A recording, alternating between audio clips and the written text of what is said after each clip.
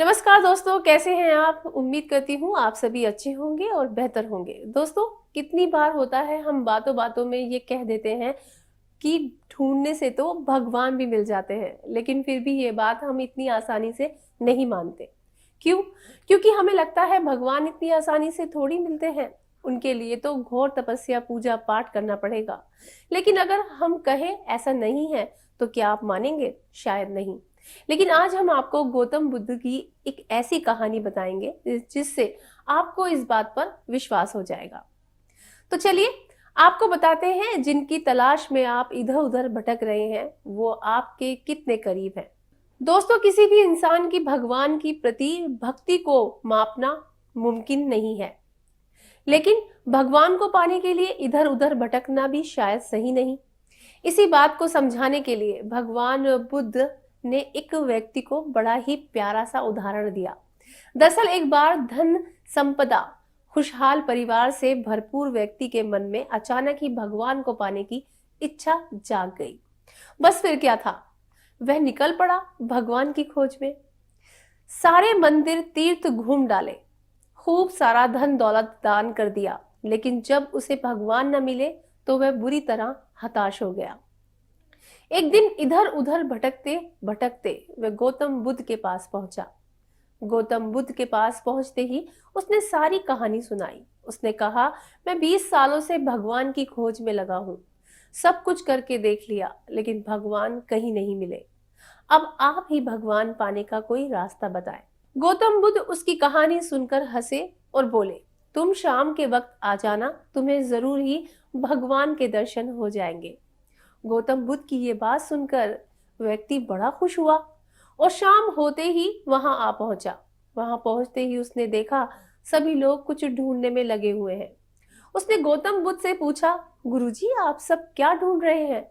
गौतम बुद्ध ने बताया, उनका एक कीमती मोती गुम गया है। ये सुनते ही व्यक्ति भी उसे ढूंढने में लग गया। काफी देर मेहनत मशक्कत करने के बाद उसने सीधा गौतम बुद्ध से ये पूछा कि आखिरी बार आपने उस मोती को कहाँ देखा था? इस पर गौतम बुद्ध ने कहा, उन्होंने आखिरी बार वह मोती कुटिया में देखा था। इस पर व्यक्ति भड़क गया और बोला, जब आखिरी बार मोती वहां पर था तो वही होगा, यहाँ सबसे बाहर ढूंढने को क्यों कहा? बस फिर क्या था, व्यक्ति की ये बात सुनते ही गौतम बुद्ध हंसने लगे। ये देख व्यक्ति और ज्यादा परेशान हो गया और बोला, आप इस तरह से हंस क्यों रहे हैं? मुझे तो कुछ समझ नहीं आ रहा।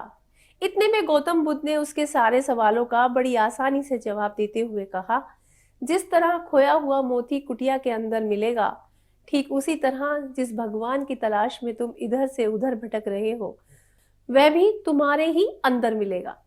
सालों साल भटकने या सब कुछ दान देने से ईश्वर नहीं मिलते। उसे पाने के लिए बस तन और मन पवित्र होना चाहिए। वह तो हमारे ही अंदर रहते हैं। गौतम बुद्ध की ये बातें सुनकर उसकी आंखें खुल गईं। वो व्यक्ति जो सालों से भगवान की तलाश में भटक रहा था, उसे असल में भगवान कहाँ मिलेंगे, ये बात समझ आ गई।